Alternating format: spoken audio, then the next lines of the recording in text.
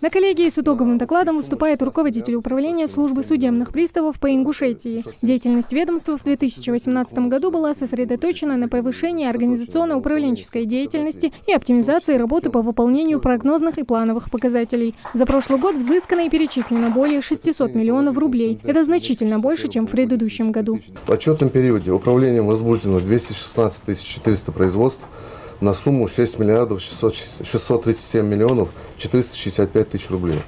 Окончено и прекращено в 2018 году 149 435 исполнительных производств на сумму 4 миллиарда 101 миллион 710 тысяч рублей, что составляет 53,5% от общего количества производств, находившихся на исполнении, и 24,4% от общей суммы, подлежащей взысканию в отчетном периоде. Управление Федеральной службы судебных приставов на сегодняшний день представляет из себя орган исполнительной власти, осуществляющий функции по обеспечению порядка деятельности судов, исполнению различных актов, а также контролю и надзору в установленной сфере деятельности. Как отметили на коллегии, от качественного выполнения этих обязанностей зависят общие показатели всего управления. Исполнение организации труда – одни из лучших показателей в России. То есть мы являемся практически одним из единственных регионов в России, где не было допущено, где 100% были расследованы все уголовные дела, 30 суток не превышали дела. И у нас единственный регион, у которого нет уголовного дела, возвращенного дополнительное расследование. Таким образом, основные все показатели нами были выполнены, и тенденция с аналогичным периодом 2017 года нами превышена по некоторым показателям в разы.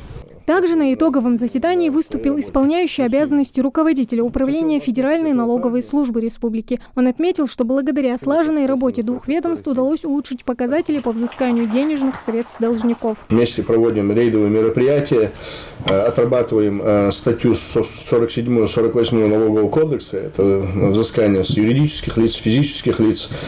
В принципе, достигнуты показатели довольно-таки приемлемые, но есть потенциал в работе, то есть у нас 31% это по 47 статье, 33,3% по 48.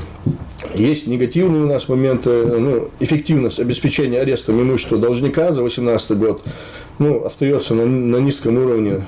Это говорит о том, что потенциал для работы есть. По результатам работы за 2018 год выполнены основные запланированные показатели. С утра и до позднего вечера судебные приставы посещают должников. Эта работа сопровождается большими моральными и психологическими нагрузками. Но несмотря на все трудности, управление судебных приставов в этом году планирует повысить эффективность исполнения судебных решений и взыскание платежей в 2 раза. Тамара Хашагульгова, Магомед Даскиев, Новости 24.